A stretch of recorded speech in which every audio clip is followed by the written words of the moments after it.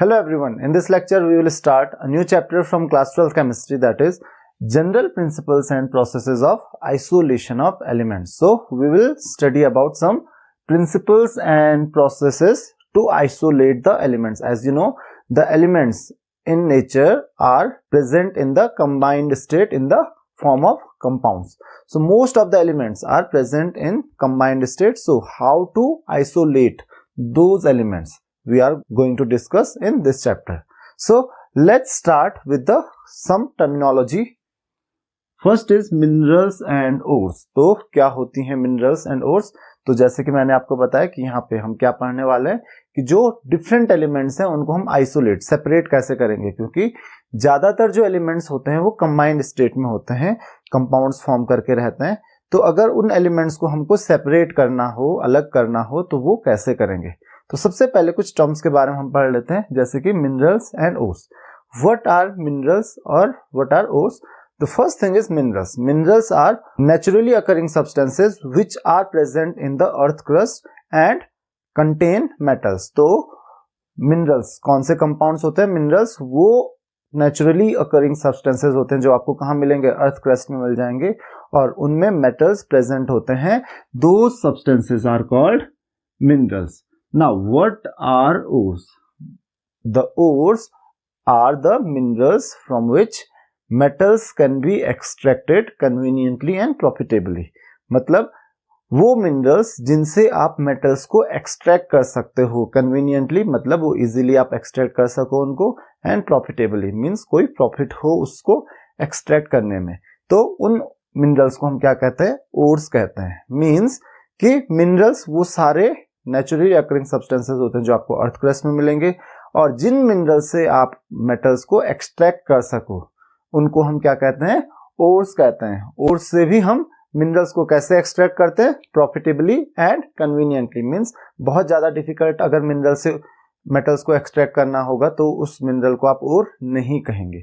Now there are some important ores of some important metals. तो कुछ metals की important ores को हम देख सकते हैं, जैसे कि एल्यूमिनियम की इंपॉर्टेंट ओर्स क्या क्या है? बॉक्साइट, जनरल फॉर्मूला उसका क्या है? Al2O3.Xs2O. Then cryolite Na3AlF6. उसी तरीके से आयरन की जो इंपॉर्टेंट ओर्स है haematite, magnetite, siderite, iron pyrites. Copper की जो इंपॉर्टेंट ओर्स हैं copper pyrites, malachite, cuprite, copper glance. Zinc की ओर देख सकते हो आप, जिंक ब्लेंड, कैलमाइन, जिंकाइट. और सिल्वर की जो इंपॉर्टेंट ओर्स हैं argentite, horn silver, ruby silver etcetera. तो ये सब किसकी ओर्स हैं? कुछ इंपॉर्टेंट मेटल्स की ओर्स हैं. तो इनमें से कुछ ओर्स को आपको याद रखना, because the questions can be asked in the examination. So तो ये तो था मिनरल्स एंड ओर्स के बारे में. अब हम बात करते हैं मेटलर्जी की. So what is the metallurgy? So metallurgy is the process of extraction of metals from their ores. तो पूरा का पूरा प्रोसेस जो होता है मेटल्स को एक्सट्रैक्ट करने का उनकी ओर से, उस पूरे के पूरे प्रोसेस को हम क्या कहते हैं? मेटलर्जी कहते हैं. तो मेटलर्जी एक कंप्लीटली डिफरेंट ब्रांच है. इसमें हम क्या पढ़ते हैं? यही पढ़ते हैं कि हम कैसे मेटल्स को एक्सट्रैक्ट कर सकते हैं from their ores. So this complete process is known as metallurgy. अब ये जो मेटलर्जी का प्रोसेस होता है, this is a very huge process. एक बहुत छोटा प्रोसेस नहीं होता है. It involves a number of steps. So first we will learn about some terms like gang or matrix. So gang and matrix. Gang or matrix are the impurities present in the ores.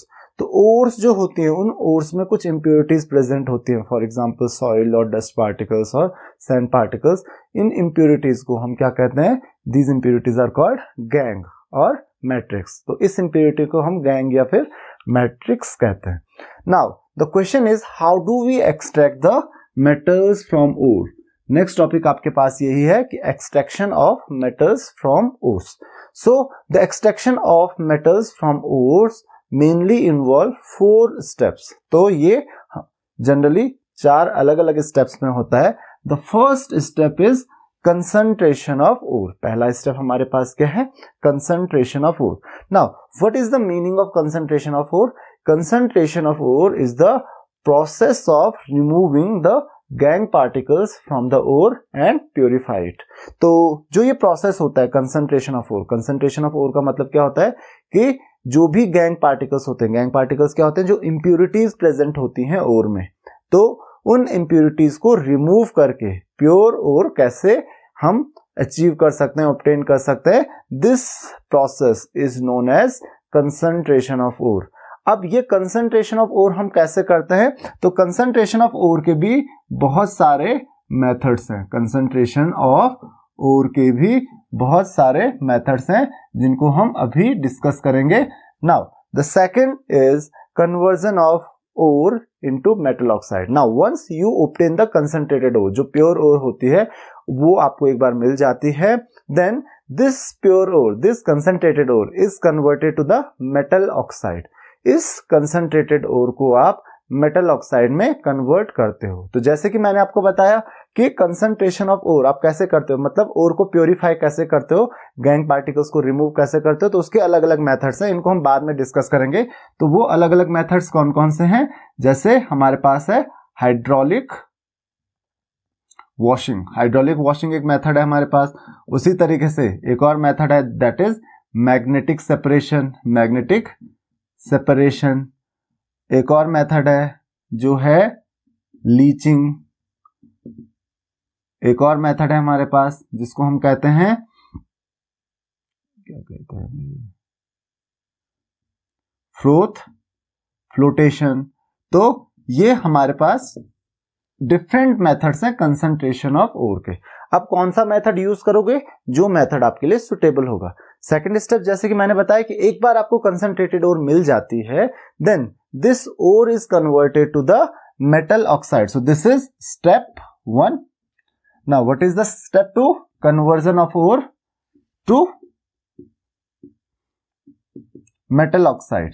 Now this is done by 2 processes. ये भी आप 2 process से कर सकते हो, that is calcination and roasting. इसके भी 2 methods होते हैं, कैल्सिनेशन और roasting. Now these methods, either of these methods can be used. आप कोई भी एक मेथड यूज कर सकते हो जो सुटेबल होगा। ऐसा नहीं है कि आपको इस मेथड को यूज करना है या इस मेथड को यूज करना है, आप उसी मेथड को यूज करेंगे जो सुटेबल होगा। जैसे यहां पे हम कंसंट्रेशन के लिए भी हम सुटेबल मेथड यूज करेंगे। So this is your step 2. Now the third step, so once you obtain the metal oxide. अब देखिए यहां पे कुछ ओर्स जो होती हैं वो ऑलरेडी मेटल ऑक्साइड्स की ही होती है, मतलब ऑक्साइड की फॉर्म में होते हैं, जैसे बॉक्साइट हो गया, उसके अलावा हेमेटाइट, मैग्नेटाइट। ये जो ओर्स हैं ये क्या हैं, ये ऑक्साइड ओर्स हैं। तो जो ऑक्साइड्स ओर हैं इनको इस स्टेप से होके जाने की जरूरत नहीं है, तो यहां पे एक स्टेप क्या हो जाएगा, बच जाएगा। Now what is the step 3? Step 3 is the reduction of metal oxide to metal. तो एक बार आपको क्या मिल जाती है, मेटल ऑक्साइड मिल जाता है, तो उस मेटल ऑक्साइड को आप क्या करते हो, मेटल में रिड्यूस करते हो। उस मेटल ऑक्साइड का अगर आप रिडक्शन करते हो, reduction means removal of oxygen, तो ऑक्सीजन वहां से आप रिमूव करोगे और उसको कन्वर्ट कर लोगे किसमें, मेटल में। नाउ यहां पे बहुत सारे आप प्रिंसिपल्स यूज करोगे, लाइक इलेक्ट्रोकेमिकल, थर्मोडायनेमिक प्रिंसिपल। तो इस तरीके से आप क्या कर सकते हो, रिडक्शन कर सकते हो मेटल ऑक्साइड का मेटल में। तो ये बहुत बड़ा प्रोसेस है। This is your step 3. And fourth and the last step is the refining of metal. The fourth and last step is refining of metals. तो this is your step 4.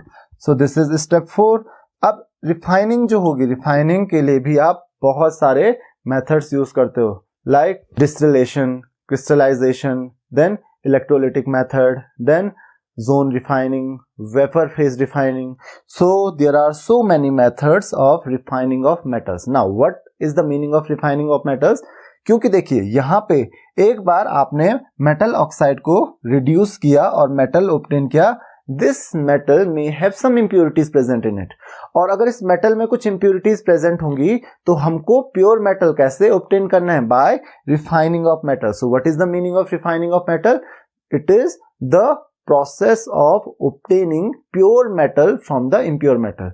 Impure metal से अगर आप pure metal को obtain करना चाहते हो तो उसके लिए आपको क्या करनी पड़ेगी, रिफाइनिंग करनी पड़ेगी। Refining is the process of removing the impurities present in the metal. Metal में अगर कुछ इम्प्योरिटीज प्रेजेंट होती हैं उनको रिमूव करके प्योर मेटल कैसे ऑब्टेन करना है, that is refining of metal. और रिफाइनिंग के भी बहुत सारे मेथड्स होते हैं। अगेन आप वही मेथड यूज करोगे जो आपके लिए ज्यादा कन्वीनियंट होगा, उसी मेथड को आप यूज करोगे। सारे मेथड्स या किसी भी रैंडम मेथड को आप यूज नहीं करोगे। सो यहाँ पे आप समझ गए होंगे देयर आर 4 स्टेप्स। सबसे पहले आप क्या करोगे, जो ओर है उससे इंप्यूरिटीज को रिमूव करोगे, देन उस ओर को कन्वर्ट करोगे मेटल ऑक्साइड में, देन उस मेटल ऑक्साइड को रिड्यूस करके आप मेटल ऑब्टेन करोगे। And the 4th step that is refining of metal. मतलब जब आपको मेटल मिल जाता है उसमें जो इंप्यूरिटीज होती हैं, कुछ इंप्यूरिटीज होती हैं, उन इंप्यूरिटीज को रिमूव करके आपको मिलेगा pure metal. So these are the 4 steps involving the extraction of metals. So let's study all these methods in details. So let's start with step 1, that is concentration of ores. This is the first step involving the metallurgy. So concentration of ore. In this method we purify the ore by removing the gangue particles, that is particles of impurity. So the first method that we can use is hydraulic washing. So hydraulic washing can be used when the particles of impurity, means gangue particles, are lighter as compared to the particles of ore. तो अगर ore के particles gangue particles से क्या होते हैं, heavy होते हैं, या आप कह सकते हो कि gangue particles जो होते हैं light होते हैं बहुत ज्यादा, ore के particles से you can use hydraulic washing. So what is done in this method?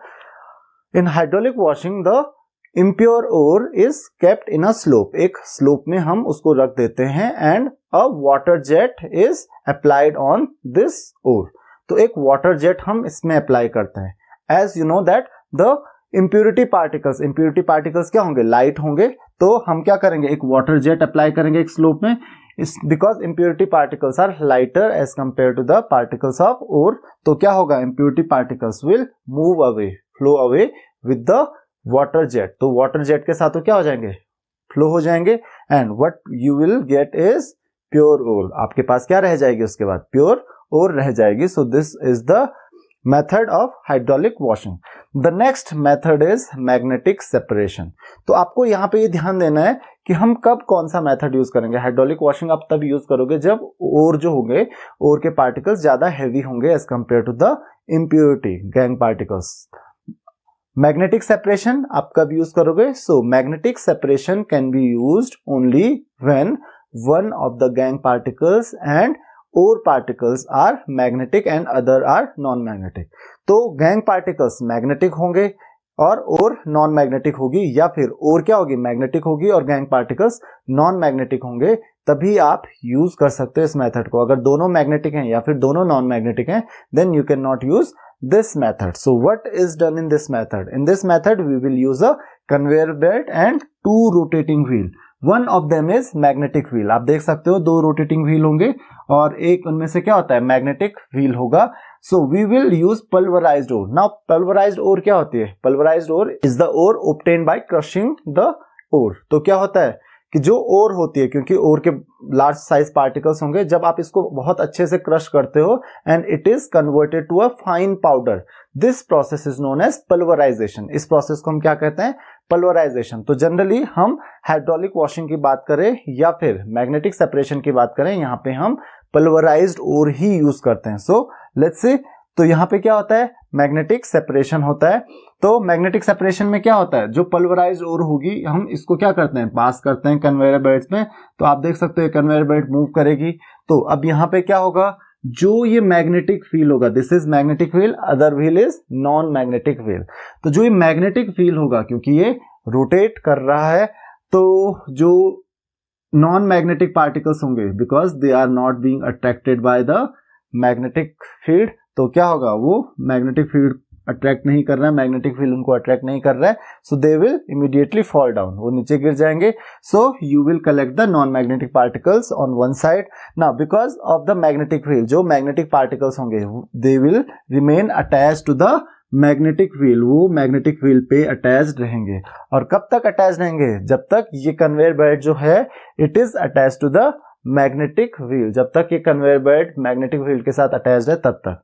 और then on the other place you will obtain magnetic particles, तो दूसरी जगह पे आप आगे मैग्नेटिक पार्टिकल्स को ऑब्टेन कर सकते हो। And this is how you can separate the non magnetic particles from magnetic particles. तो अगर नॉन मैग्नेटिक पार्टिकल्स इम्प्योरिटी के हैं और मैग्नेटिक है तो और सेपरेट हो जाएगी, या फिर और क्या है नॉन मैग्नेटिक है और इम्प्योरिटी मैग्नेटिक है तो भी आप ओर को सेपरेट कर सकते हो। So this is how you can obtain the pure ore, this is how you can remove the impurity particles. The next method is froth flotation method. So you are seeing that there are different ways of removing the impurities. तो different ways हैं, उनके principle different हैं। तो आप कौन सा principal किसके लिए यूज करोगे, आपको ये चीज ध्यान रखनी है। जो मेथड सुटेबल होगा, जैसे कि आपको यहाँ पे बताया गया है कि ये आप केवल तब यूज कर सकते हो when one of the gangue and ore is magnetic and other is non magnetic. जबकि आप हाइड्रोलिक वॉशिंग को कब यूज कर सकते हो? When the ore is very heavy as compare to the gangue particles. Ore क्या होगी? हैवी होगी, और जो गैंग पार्टिकल्स होंगे वो क्या होंगे? लाइट होंगे। तब आप किसको यूज करोगे? Hydraulic washing. Now froth flotation, froth flotation is generally use for sulphide ore. ये हम सल्फाइड ओर के लिए ही यूज करेंगे। And what is the principle behind this? According to the froth flotation method, what is the principle of froth flotation method? The sulfide ores, क्योंकि sulfide ores के लिए हम जनरली इसको यूज करते हैं। So sulfide ores get wet with oils but not with water.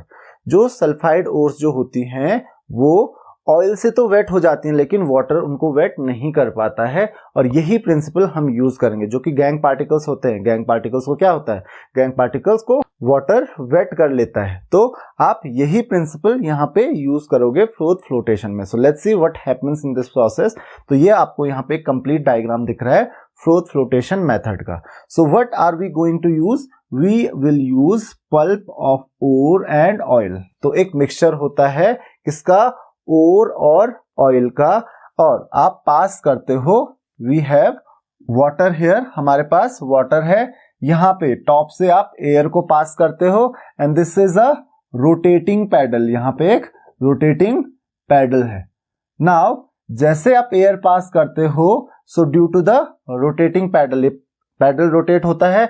इसकी वजह से जो ये पल्प ऑफ ओर और ऑयल है एंड एयर है, ये बहुत अच्छे से मिक्स हो जाती है एक दूसरे के साथ। Now what happens? जो ये ओर है, क्योंकि हम अगर सल्फाइड ओर करते हैं ऐड, तो आपको पता है सल्फाइड ओर किसके साथ मिक्स होती है? ऑयल के साथ। Now because of air present in this, क्या होता है? ये जो ओर होती है it will form the froth on the top. ये क्या हो जाएगी? क्योंकि ऑयल, आपको पता है oil is lighter than that of water, तो ऑयल क्या करेगा? ऑयल के साथ तो मिक्स होगा और बबल्स फॉर्म करेगा, जो फ्रोथ फॉर्म करेगा बिकॉज ऑफ एयर। तो यहाँ पे टॉप पे ये फ्रोथ फॉर्म करेगा। So this is the froth of ore. जो इंप्योरिटीज होंगे, impurities will mix with water, impurities water के साथ मिक्स हो जाएंगी जो गैंग पार्टिकल्स होंगे, and they will settle at the bottom. So these are the gangue particles. ये gangue particles bottom में सेटल हो जाएंगी। तो इस तरीके से आप इंप्योरिटीज को सेपरेट कर सकते हो फ्रॉम द ओर। नाउ अब यहाँ पे कुछ टर्म्स आपके पास होंगी जिनके बारे में आपको ध्यान रखना है। जैसे कि सबसे पहले आपके पास आते हैं फ्रोथिंग एजेंट। फ्रोथिंग एजेंट्स, तो फ्रोथिंग एजेंट्स मतलब फ्रोथ बनाने के लिए आपको क्या चाहिए? तो जनरली आप ऑयल यूज करते हो, कौन सा? You will use eucalyptus oil और पाइन ऑयल। तो या तो आप पाइन ऑयल यूज करते हो जनरली, या फिर यूकेलिप्टस ऑयल आप यूज कर सकते हो। दूसरा जो आपके पास है, दूसरी टर्म जो आपके पास है, that is collectors. That is collectors.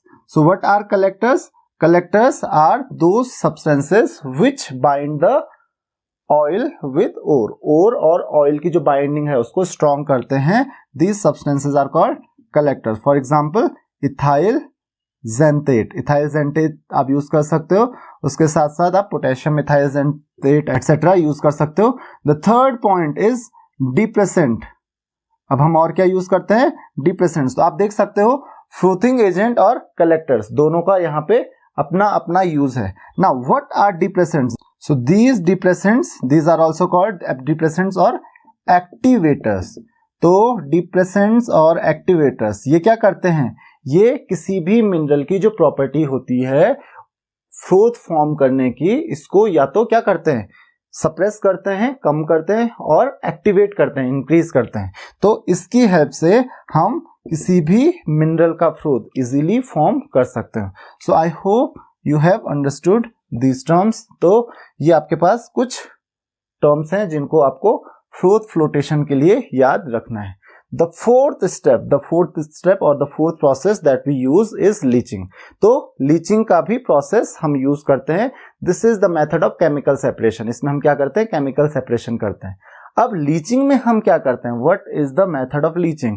In this method we dissolve the ore in a suitable solvent. किसी suitable solvent में हम ore को dissolve करते हैं, जिसमें कि क्या होता है, ore तो dissolve हो जाती है but impurities dissolve नहीं होती हैं। And then we separate the ore from that solvent. एक बार हम डिसॉल्व करते हैं, impurities उसमें डिसॉल्व नहीं होती हैं, ore डिसॉल्व हो जाती है, फिर हम उसको फिल्टर करके impurities को सेपरेट कर लेते हैं, और फिर उसके बाद जो सॉल्यूशन है उस सॉल्यूशन से जो ore है उसको सेपरेट कर लेते हैं। So let's see an example, एक एग्जांपल हम देख लेते हैं। एक एग्जांपल आपके पास है इसका, एल्यूमिनियम का। So for example bauxite ore, that is Al2O3। इसके लिए हम सुटेबल एजेंट जो यूज करते हैं that is NaOH, sodium hydroxide हम यूज करते हैं। So the solution of sodium hydroxide is use, so 2 NaOH plus 3 H2O, it is going to form 2 NaAlOH whole 4। सो हमको ये प्रोडक्ट यहाँ पे मिलेगा। तो अब आप यहाँ पे देख सकते हो कि जो कंपाउंड है, जो Al2O3 है, ये NaOH के सॉल्यूशन में डिसॉल्व हो गया। अब Al2O3 तो डिसॉल्व हो जाएगा, मतलब और तो डिसॉल्व हो जाएगी, बट जो इंप्यूरिटीज होंगी वो डिसॉल्व नहीं होंगी। अब इस कंपाउंड को हम क्या करेंगे, सेपरेट कर लेंगे, फिल्टर करके हम इसको सेपरेट कर सकते हैं। अब क्या होता है, अब हम इसमें क्या पास करते हैं, 2 NaAlOH whole 4, we will pass carbon dioxide in it. So what will we get, we will get Al2O3 dot XH2O plus 2 NaHCO3। तो आपको यहां से क्या मिल जाएगा, अगेन Al2O3 dot XH2O, आपको जो हाइड्रेटेड एल्यूमिना है वो मिल जाएगा। Now on heating Al2O3 dot XH2O, अगर आप इसको हीट करते हो you will get Al2O3 plus XH2O। So this is how you can obtain alumina by this method. तो इस तरीके से आप एल्यूमिना ऑब्टेन कर सकते हो। तो ये एक सिंपल आपके पास एग्जांपल है लीचिंग का। तो लीचिंग में आपने देखा क्या करते हैं, हम एक सुटेबल एजेंट यूज करते हैं, सुटेबल सॉल्वेंट यूज करते हैं। यहाँ पे किसका सॉल्यूशन है, NaOH का सॉल्यूशन हम यूज करेंगे, क्योंकि ये इसके लिए एक सुटेबल सॉल्वेंट है। जब आप इसको इसमें डिसॉल्व करोगे तो डिसॉल्व करके ये क्या करता है, क्योंकि ये इसमें इजीली डिसॉल्व हो जाता है, और जो इंप्यूरिटीज होंगी उसको आप फिल्टर करके सेपरेट कर लोगे। अब उसके बाद इसमें हम कार्बन डाइऑक्साइड पास करेंगे। तो कार्बन डाइऑक्साइड पास करके ये क्या फॉर्म करता है, ये जो एल्यूमिना, हाइड्रेटेड एल्यूमिना वो फॉर्म करता है, और आप उसको इजीली हीट करके वाटर मॉलिक्यूल्स को रिमूव कर सकते हो।